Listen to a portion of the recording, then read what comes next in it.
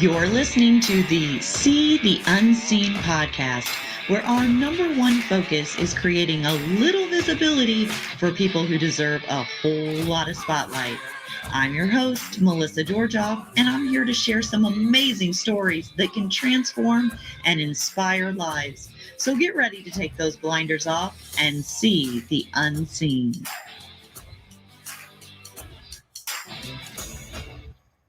And welcome to the podcast. Today, I am here with Kate Linder. For over 40 years, she's been a key member of the Young and the Restless. We all know her as Esther Valentine, Katherine Chancellor's housekeeper. She has an exhibit celebrating her 40th anniversary on the show at the Hollywood Museum. In 2008, she received a star on the Hollywood Walk of Fame. She's been in all kinds of different featured films, and she enjoys being on the air and in the air as she has never quit her pre-Young the Restless weekend job as a United Airlines flight attendant. She says that it helps keep her grounded. And in 2005, she was the celebrity spokesperson for the ALS Association, and that's how Kate and I met. And I have some really cool pictures to show from back in 2009. And she devotes her time to her work and many different charities like the Lupus Foundation and the March of Dimes. So thank you so much for being here, Kate, and welcome to the podcast. Oh, thanks, Melissa. I'm glad to be here. So, Kate, if we could just start out by talking about your career path. I know that there are so many, not just women, but a lot of young people that want to know, how do you get started in acting in Hollywood? So, if you could just take us back to what it was like getting started in acting. Well, I mean, it's that's all I ever wanted to do. I never wanted to be anything that little girls want to be. I didn't want to be a nurse, a teacher, a mother, a flight attendant. I just wanted to be an actress. My parents, though they were extremely supportive, I mean, they didn't have a clue, how to help me. And back then, it was very, very different. But I just kept trying, and you have to never, never give up. And, you have to treat it as a business. That's why they call it show business. It's the business of show. And, also it's a craft, and you have to keep up with that. I still go to class, still go to acting class and my voice lessons and dance lessons. And, you just keep going. So I actually went in on a general interview with the casting director, who was Tom Palmer at the time, and left him a tape and went home and thought, oh boy, this is ever going to happen, millions of interviews you go on and everything. And then he called me a few days later, and he said, I got this. Well, first of all, his assistant at the time, Jill, she had called me, and she said, Tom's finished with your tape. I said, already? She goes, yeah. It's weird because he usually doesn't do this, but when you left, he went right in and looked at it. So anyway, I said, well, okay, I'll be done in a few days. But he called me, and he said, I have this role. He says, really, really small. And if you blink, you're going to miss it.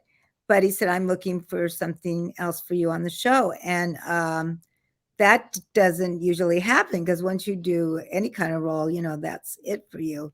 But I said, no, I would like to do it.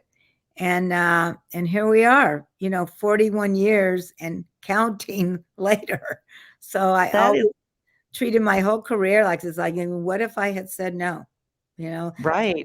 Most people would have. It was very small, So I know you took some dance lessons when you were very young, right? And is that kind of what led you into acting? Or you said you kind of always knew you wanted to be an actress. Where? Yeah, I knew. I mean, I did. I started dance lessons when I was like 3. My parents put me in dance, and I still do that. And then it's just, yeah, I mean, I did plays in school. I remember in junior high school, my first play I did, can't believe I can remember this. It was called Antic Spring, and I played the role of Blossom, and I was hooked after that. I mean, that's what I wanted to do. And you took acting lessons Well, as well? acting class, I mean, I still go to class and, yeah, I have a degree in theater.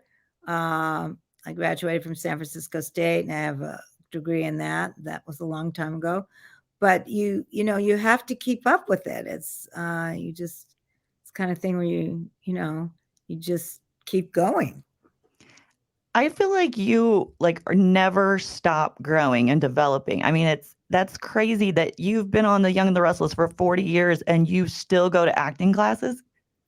Do you Yeah. feel like you learn new things every time or? Oh, I do. I learn new things every day. I mean, I was working today and, I just left there and, you always, can learn something or what works or, what doesn't work or, try something new. And yeah, you just have to keep on going. So was that your goal? You're like, I'm gonna go try out for Young and the Restless. And did you think you did good on the audition or Well, did no, you? I mean, I was sent there on a general interview with the casting director, so I wasn't for any specific role. It was just like I just met the casting director and left him a tape, and and then uh, I guess he was looking for this role. I mean, that character didn't have a name or anything, and it was a line that, my family never heard. The first line I had to say was dinner is served. I mean, Dinner is served? That was your first line? yeah, it was Mrs. Chancellor, dinner is served. That was my first line. And so yeah, I just went in on a general interview, wasn't saying, okay, well, I'm going to get on Young and the Restless, and that's it. That's not how it was. I was just trying to further my career and keep going. I started in the theater, and I started as a singer dancer. So, I was just trying to do anything pretty much at that point. Now they gave you this name, Esther Valentine. Where did they come up with that name? Well, it's funny because in the beginning, I didn't have a name. And so you would see the scripts, they would come down and would say maid on it. And then I'm one gonna throw a day, picture up here. yeah. And one day went to tape and Jeannie Cooper, who played my boss, Mrs. Chancellor, when we were rehearsing the lines, there she is. She would say them as they were written. But when we went to tape, she called me Esther. And fortunately, I responded, She thought that was your name or? no, she just said it. She said Oh. she gave me a name, So so fortunately I responded to that. And then other people started calling me that. And then the writers started writing it. And then we had a national contest for the last name. And there were, lots of submissions. And my boss, Bill Bell, said to me, okay, here are several, that you can pick from. One of them was Diamond, and one of them was Valentine, and there were a couple others. And I picked Valentine because I was married on Valentine's Day, and I thought that that would be good luck. And so it turned And out you definitely was. Wow. And you were married for over 41 years, and your husband passed away, is that right? Yeah, yeah. This I'm last so sorry to hear that. Thank you. It was yeah, it's been 6 years, hard to believe, but yeah. So, Well, what's the secret to a long, successful marriage? Because it sounds like you had one. well, I think communication is really important. It is it's a secret to most everything. I mean, you have to communicate. Anytime I would leave or go on a trip or do whatever, I would always leave a note, under his pillow for him. Aw. And I said to him one day, "What would you do if one night, when I was gone, there wasn't a note there?" And he goes, "Oh, well, because that was just something I, always did." And I just think, never another thing is never to go to bed angry. And, I mean, you can't be perfect all the time, and things aren't going to be what you want all the time, but, just communicate and just have to get it out, whatever, the good things and the bad things, whatever. Right. Yeah. And you had you have some stepchildren too from your marriage? Mm-hmm. Yeah. Okay. 3, yeah. 3 stepchildren, and now there's grandchildren as well. So, yeah. Our grandchildren the best. I just became a grandma in September of last year. Awesome. Congratulations. So, Thank you. Yes. And he is just a sweetheart. I would have had them first for sure. yeah.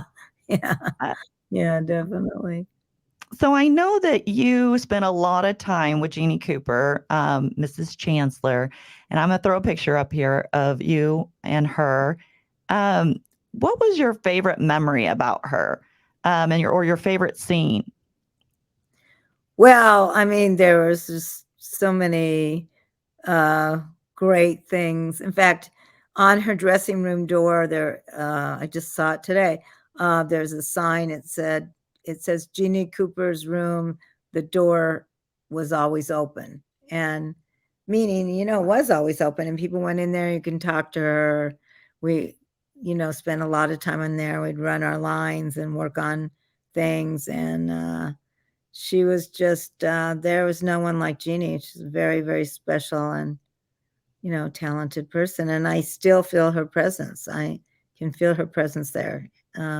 Actually, in the makeup room, there's a big, big cutout picture of her. And I it's, think I have that picture. I'm gonna pull yeah. it up here. Really? Yeah. This is Oh, a picture yeah, of you me do. and my it's me and my daughter at where Yeah. they do the hair. You're right. That's the makeup and hair room. And in fact, I was sitting in that chair right there today, and I look back at her and go, okay, hey Jeannie, and so yeah, Well, the people that we work with, we can almost they're almost like family, right, to us. right. We You spend spend more so time many with them. hours. Yeah, you spend more time with them than you do your own family. So definitely. Now, I know that in 2008, you received a star on the Hollywood Walk of Fame, and I have a picture of it here Yeah, with and I your still little feather believe. duster. Yeah, I still can't And so tell me what it was like to get a star on the Hollywood Walk of Fame. Like, that's unbelievable. Well, I still can't believe it. I might have to go there periodically, make sure it's still there. But it's just an amazing, amazing thing. I would, uh, we would, leave the theater and see stars and walk out, and I would think, gosh, I mean, I can't imagine what that would be like. Never dreaming that I would ever have one, and it's a huge, huge honor. And so it means a great deal to me. I'm very honored. Do you remember where you were whenever they called to tell you that you were gonna have a star? Oh, I remember the story exactly because I was actually on an airplane and I was flying, and because I usually just fly on the weekends, and this happened to be a weekday. And I thought, well, I better check my messages because I hadn't really told anyone that I was leaving. So I think I think we had flown from LA to Denver, and then everyone got off and they were cleaning the plane, and people were going to go get back on, and we were going to take off and go back. And so I thought, well, I better check my messages. And there was a message from Johnny Grant, who happened to be the mayor of Hollywood, honorary mayor. And this was really early in the morning. I was listening to his message. I was half listening because, it was early, and so he's going, hey, Kate, congratulations. And I'm thinking, what is he talking about? Well, we had just won the Emmy, so I thought he was calling to congratulate us on that. And I said, wow, to myself, that's amazing that he would do that.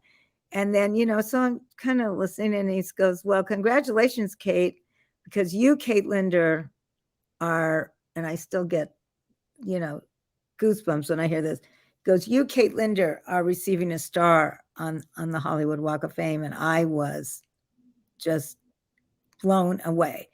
So, I hung up. I'm crying, and this flight attendant came up. She goes, "What's wrong? What's wrong?" And I told her, and she said, "Oh my God, you have to, go call people, whatever." And then the captain came out, and because we hadn't taken off yet, and he goes, "What is going on around here?" And so they told him, and after we took off, he announced it to the entire airplane. So that's How cool is that? yeah. So it's incredible. Now, let's talk about that because you kept your weekend job with Mhm. United Airlines as a flight attendant because you said it would help keep you grounded. Well, you Tell can't me. forget who you are that way when one day you're, on the set. I was on the set today. Now I'm, talking to you, and then the next day I'm serving coffee at 35,000 feet. You just can't forget who you are like that. And so I thought, as long as I can do both jobs, really well, then I will keep doing them. So I mean, that is really admirable. I mean, you are this actress in Hollywood and you are serving coffee to passengers on a plane. And I know how, I've flown plenty with my job, so I know how passengers can be. I think thankfully you were in well, no, I don't even know, first class section. I know that's where you were. But well, even in the first class section, people can be really rude. well, I like the flight purser because then I'm in charge and I can, keep an eye out of what's going on and that kind of thing. So I Did was people that know? particular day I was there. Yeah. Did people know who you were? Did they recognize you a lot? Did they A want to take lot of pictures people of you? do. Yeah, I've had different stories and different, things, people getting on the airplane, and I've had just crazy kind of things happening. You know, this one couple got on the plane, and she said, "Oh my gosh, Esther," and he pulled me aside. He said, "I'll pay you $50 if you say it's not you." And I go, "What?" He said, "Well, I bet her $100 that, she saw you out there." And she said, "Oh my God, that's Esther." And he said, "There's no way." So I bet her $100 that there's no way that that would be you on the airplane. And I said, "Well, you're only paying me 50, so I'm telling." I'll Yeah. bet you people were surprised to see you on that plane. Yeah, I mean, a lot of people know, but then a lot of people don't. And, people wait till the end and they'll get off the airplane. I've had people like getting off and go, "You look really familiar. You look like this person on Young and the Restless." And I go, "Well, Esther?" They go, "Yeah." They go, "Yeah, because that's me." And they go, "What?" And lots of times they wait till they're getting off. I said, "We should have told me before." Right. But Well, all those times me flying to Colorado, or LA back and forth, I didn't get to see you. So, um, but I did get the pleasure of meeting you. And so that's kind of our connection, right? I met you at the ALS gala back in 2009. And here is a picture of you oh, and I. oh yeah, look Um, how beautiful you look. I remember that. Yeah, I oh, remember. thank you. I literally was a lot skinnier back then, I I remember. don't know. You look pretty good to me. You look great. But I remember meeting you, and here's another picture of you, and I know you probably never even seen this picture. I don't think I I ever posted this. Yeah, no, I didn't. I've not seen it. Yeah. Um, and then so I bid on a trip to take a tour of the Young and the Restless, Huh? and I was so busy at work that it literally was like 4 years later till I could even like arrange it. And I remember my assistant called and said, "Melissa really still wants to do this. Would you, still honor it?" And I know that you were gracious enough to give me and my daughter a tour of Young and the Restless. And here's a picture of all three of us. I don't know if Oh, you remember this. Oh, yeah. So great to see you guys. Yep. So that was my daughter, Kaylee. And then, of course, I have different color hair there. I was really dark-headed. But we did this tour and it was so fun. Here's another picture of you on the set over on the side. Oh, that's at the coffee house. So yeah. Yep, it was like during Halloween. Uh-huh. And then we got to meet Nick. Uh-huh. Joshua. And Nicholas. then we also met Neil or Christoph. Yeah. And I understand, he passed away, unfortunately. Yeah. Were you very close with him? Yeah. Or It was yeah, I loved him. He's a very good friend. And I miss him. Definitely. Yeah. For sure. We have a picture here with I think this was Victoria's house. Oh, it is. Yeah, definitely. Yep. Okay. And then we went into the hair salon that you just talked about. There's Jeannie behind you. See? And I really want to know. And then, okay. And here's the last picture is we were in the jail in Genoa City. Yeah. We had so much fun. I had the key to let you out. That's right. But we had a good time. I remember what I really loved about it is I thought it was so fascinating that there was this female actress. I forget what her name was because I don't think she was on the show all the time. But they would literally say, she started reading this note or from someone and she started like to make herself cry on cue.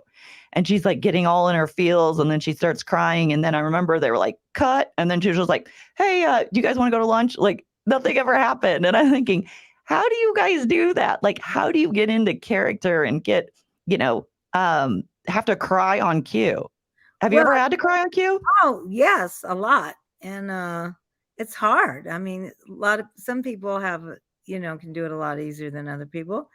But you just have to be in the moment and you have to believe what you're doing and saying the lines and you believing that it's really happening. People have different ways of doing it, but for me, I just have to know that this is really happening. And so do you think of something that's like really sad in your life that would well, or sometimes maybe before I do that, before the scene, it just depends. It depends on the circumstances and, what the lines are, everything. So, sure.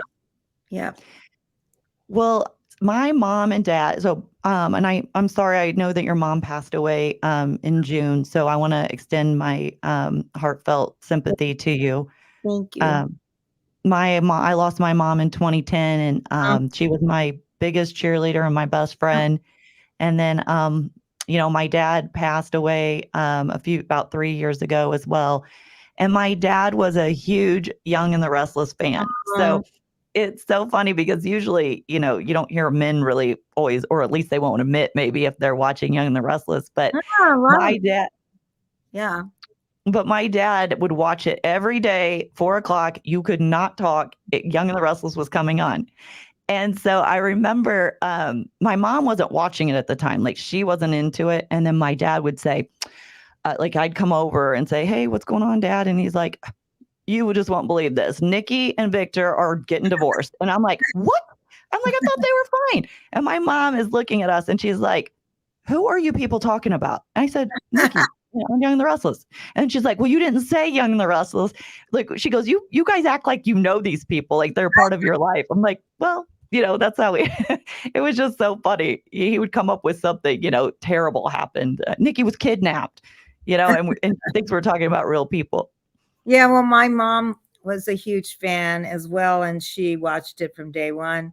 So when I got on, the show, she, could film me in on things, and so it was great. And she never missed an episode. She never missed an episode. In fact, this weekend we just had our fan club event. And we haven't had it because of the pandemic in several years. So I had it on Saturday and people came from all over the world. There were people there from Israel and Italy and France and it was just, Canada, Mexico, I mean, everywhere. And it's just unbelievable. We have it every 2 years. And they were all so excited that they could, come and see everyone. It was, it was really a great event. Yeah, and talking about that, you were the celebrity spokesperson for the ALS Association. Yeah, I still am. Yeah. Okay. And so I know that you're passionate about fighting ALS, just as I am. I've fought for people who have ALS to make sure that they get the right wheelchairs that they need, because I used to work in the complex wheelchair industry, and then also to make sure that they get the right ventilators that they need. So um, I understand it. You had someone that you were very close to that passed away from ALS. Is that right? Yeah, my brother-in-law had it. And, that's how I became, active and became celebrity spokesperson. And it's a horrific disease, as you know. I mean, you're trapped in your own body, and yet your mind, works perfectly well. And so I'm in it for the long haul. I mean, I'm, until there is a cure. And I know there's one out there. We just haven't found it yet. So we can't give up and just have to keep going. And my brother-in-law unfortunately did pass away, but I'm still in it. I am not giving up. I know that there is a cure. I know there is. So Yeah, it really is a horrible disease. yeah. Steve Gleason is still, trying to fight ALS, and Uh-huh. I had the privilege of meeting him, and he had no movement but his eyes, and that was just, I mean, it was amazing. I was actually took a selfie with Steve. I said, "Hey, do you mind if we take a selfie together?" He said, "Sure, Melissa." Now, when he's saying "Sure, Melissa," he's literally looking at the screen and Yeah. looking at all the letters, and his Allcom device is speaking for him. But then he opens and closes all these different things on his computer and then turns it around and takes a picture of the two of us. I'm Yeah. like, how awesome is that? And he's still, even though he has no movement in his whole body, he's still fighting, and he's still advocating for people, and it's just amazing. He said that he's actually happier now than he's ever been, and that's, Yeah. I it's There's just a so board great. member, Andrew Fleeson, who had said, and I use this all the time. He said, "It doesn't matter how many breaths you take in this lifetime, but rather what you do with those breaths." And so I've decided to do that. That I'm using all the breaths I have until there is a cure, and there is one out there. And we can put people on the moon. We can figure this out. So it's just a horrific disease. So It really is. I hate ALS. Let's talk about the charitable work that you do, because you're an actress in Hollywood. You could be sitting on the couch eating bonbons. no, because then I'm going to get fat. Well, you don't have to do all of this. And so what drives you? Like clearly I know your brother-in-law passed away from ALS, but you're involved in the March of Dimes, the Lupus Foundation. I read where take Thanksgiving and go to Afghanistan and Guantanamo Bay and like feed people. Like seriously, like when I was reading over all that you've done, you know, it's really admirable. It's like you don't have to do this. Like I'm sure you have plenty of money. You have, you could do whatever you want with your time, but you do all of these different charitable events. Why? Why do you do it? Well, I feel very, very fortunate. I mean, like I said, this is all I ever wanted to do. All I ever wanted to be. There was no one in my family that was in the business. There was no one that could guide me or tell me how to do it or what, and I feel like I take one step forward and several steps backwards. I'm still always trying to figure it out. And so I feel so fortunate. So if I'm in the position to be able to help someone, how can I not do that? And there is no way. And whatever, if just by me being somewhere or saying something or going to an event or signing an autograph or whatever it is, there is no way that I'm not going to do that. And so I feel so fortunate, and I will keep going and trying to help people and giving back. And you see, Melissa, if everyone gave back just a little tiny bit, I mean, can you imagine where we would all be? What would be happening? And it's just so crazy times now and everything. But if everyone just gave back just a little bit, oh my gosh, Right.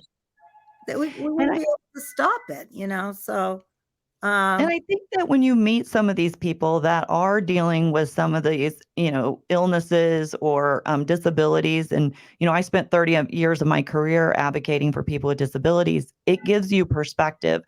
And, at times I'd say, well, the worst day I'm going to have is really like a bad hair day.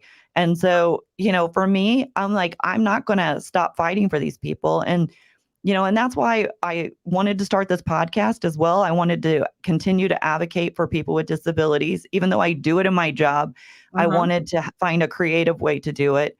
And then also helping women and young people grow in their career. And that's why I wanted, I knew you were doing all this charitable work. I knew that, you had worked your way up and that you were so grounded to keep a job on as a flight attendant. And, young people want to hear from people who have worked hard and made something of themselves. And they want to know that they could do it too. I mean, for me, I didn't come from money. So I always, I had to earn every dime I ever made. And I just had to work really hard to do it. And I think it comes with, having faith and believing. And I'm sure that has played a big part of, your life too. But the work that you're doing, I mean, it is just simply amazing. And, I just think it's awesome. And I had no idea that you did that much charity work. I knew you did the ALS, but I mean, I could go on and on reading your bio. It's like your assistant said, she is one of the most charitable people Oh. that I have ever met. So it's awesome what you're doing. Oh, thank you. Well, you do the same thing, so you're doing it too. So, like I said, just if everyone just, gave back like you do, we'd be in a much better position. Everyone would. So, Right. Just if everybody just do a little bit, right? yeah, absolutely. Absolutely. So, the other thing that you do that I've noticed on your Facebook page is that every Sunday, you record Mhm. these little, like, 30-second, 1 minute clips that are inspirational messages. And I think you said you've been doing this for 174 weeks. Is that right? Well, like this Sunday will be 177 weeks. And I started it when the pandemic started and everything was shut down. And so I started that way. And then I just kept it really short, like you said, like a minute or something, and just saying something, something that I came across that I'd like to pass on, or something I thought of, or whatever. And people all over the world are like chiming in, and they see it. Or I'm shocked, like I'll meet someone like this last weekend for our fan event. So many people came to me and said, oh, I are you doing your Sunday message? This, I said, wow, you watch it? Go, oh yeah, I never miss it. And I go, whoa. So at first I thought, well, maybe I should stop this, because the weeks are when it started. So I know how long we've been doing this. But people seem to, relate to it. And so I just kept going. So, and, I don't know who gets more out of it, them or me, because it helps me as well. I mean, can't always have a good day. And, sometimes things aren't going right. And you just have to remember, just positivity breeds positivity. I mean, you put that out there and you're going to get it back. And it's not always easy for everyone. And so and I always end it too with saying, take care of yourself and take care of each other. Don't forget that. And I just think it's really important. So I didn't realize when I started. I mean, I was just trying to think. I mean, my gosh, the pandemic was a nightmare. Everything was shut down, and no one knew what was happening and going on. And I thought, well, I have to do something, and that's how it started. So just like, see, you started your podcast. I mean, and you've been doing that how long now? I mean, Not very long. Honestly, I started it really honestly about 2.5 months ago. I started to start developing it.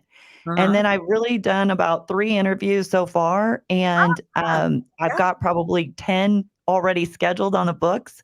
uh-huh, Um, and it's funny that you say that. It's like when you start something, you're wondering, and I feel like that's almost like the devil getting in your mind of like, is this making a difference? Why am I doing this? Does anybody listen? But uh-huh, then people that have responded and has said, keep doing what you're doing. I loved hearing, that interview you did with Sarah Hardwig where she's blind and she's playing guitar and she's a Nashville singer-songwriter and, she's pursuing her dreams or I just did Dayton Weber, who is a double amputee and he's a cornhole champion.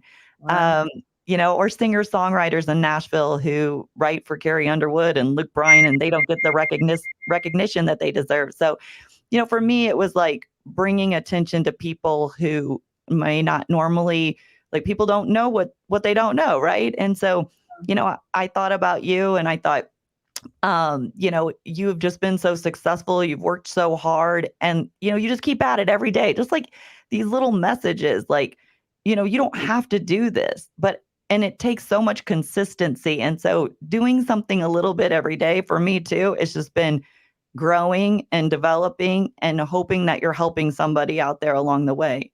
And it sounds like you're doing that, whether it's your messages, whether it's your, acting or your charitable work, like you are certainly making the difference in a lot of people's lives. Oh, thanks. See, we're all in this together. That's the thing. We are. And if we just, all take care of each other, things will be a lot better. Well, I was going to ask you what your advice would be to people who are struggling. I know you've got so many, things that you do say on your on these little messages, but what do you tell people when they're struggling and having difficulty? Because you've seen a lot with people who have ALS, and you've seen people who have lupus and all these different physical challenges. What do you tell them? Well, I mean, it's almost like the one I think I did on Sunday was, when life throws you a curveball, it's not always going to be perfect. We all know that. And you just have to get a ladder and climb over that wall, and just go, okay, today might be a bad day, but tomorrow's going to be better. And you just, whatever you do, you just don't give up. Keep going. I'm going to get there, and things will be better. It's not going to always be like it is today. And just keep going no matter what. Where does that come from, though, that never give up? Because you are like a little fighter. You just keep on and on and on. So Well, where here's the thing, I, when you ask a question and the question's no, and the answer's no, I just keep asking it until I get the answer I want. that sounds like me. I mean, I agree. maybe this person said no, but maybe another person isn't going to say no. And also, maybe they said no today, but that doesn't mean tomorrow's going to be no. Right. I After always the week, say I don't know, but no means not now. That's what to no me. means not. Oh, I like that. Listen, that is a good one. No means not now. I like Right. that's really, really good. They Yeah. say I can be super persistent, but I don't know. Probably so. That's okay. I mean, So, Kate, at the end of all of this, like what do you want to be known for? What is, you know, we're all on this earth for so long. What is it that you want to be known for? well, I just, I'm a very loyal person. I stay, just the way I treat things. I mean, just like being on Young and the Restless for 41 years and counting, being, with my same people that are in my business for years and years. I guess maybe just that, just helping and trying to make things better for people. And, and sometimes people need a little help. It's not always easy. That's why, like, I also help out at the LA Mission, on the different holidays. And I really love that charity and those events, because the people that are going there, they don't stand in line for the food. We stand in line, get the food, and we deliver it to them. They're our guests, and they're seated and having, dinner or lunch or whatever it is. And that's why I love that event. And we never know, that one day that could be, I mean, you just don't know what's going to happen. You think you know what's going to happen when you wake up in the morning, but you really don't. You don't know. And you can attest to that, and so can I. Things turned out a whole lot different on a certain day than you had imagined that they would. And you go, okay, well, this is not what was supposed to happen, but I'm just going to keep going, because you have to just put one foot in front of the other. That's all you can do. Yeah, I try and put myself in other people's shoes, as much as possible. And I know that in an instant it could happen to me. It could be a car accident, it could be anything. And so, today everything might be going great, but tomorrow is not promised. So, yeah, and I think you have the same kind of outlook too. Yeah, definitely. You are so right. So. Well, Kate, I appreciate you being on here so much. I want to make sure that everyone knows where to find all of your social media platforms, and because I know that you're involved in a lot of these different charities. So, where would you tell the viewers to go if they want to learn more about you? Well, if you go on my website, www.katelinder.com, it's all right there. Instagram and my Facebook and Twitter. I'm on TikTok too, although I haven't been on that very long, and I'm trying to figure it out. It's addictive and very fun, though. Still trying to figure that out too. But mostly it's just at Kate Linder or at Kate Linder YR. My Instagram is, and but you can find that there, and my website. And yeah, just keep going and watch the show. And take care of each other and take care of yourself, and that's all we can do. Thank you so much. I appreciate your time so much. It's so generous of you to do this podcast with me. And to all of our viewers out there, if you like what you're seeing, please make sure that you go to the See the Unseen podcast and make sure you subscribe. Thank you so much, Kate, and you have a great day. And that's the end of our show. Yeah, anytime. All right. Bye-bye. Bye. You're listening to the See the Unseen podcast, where our number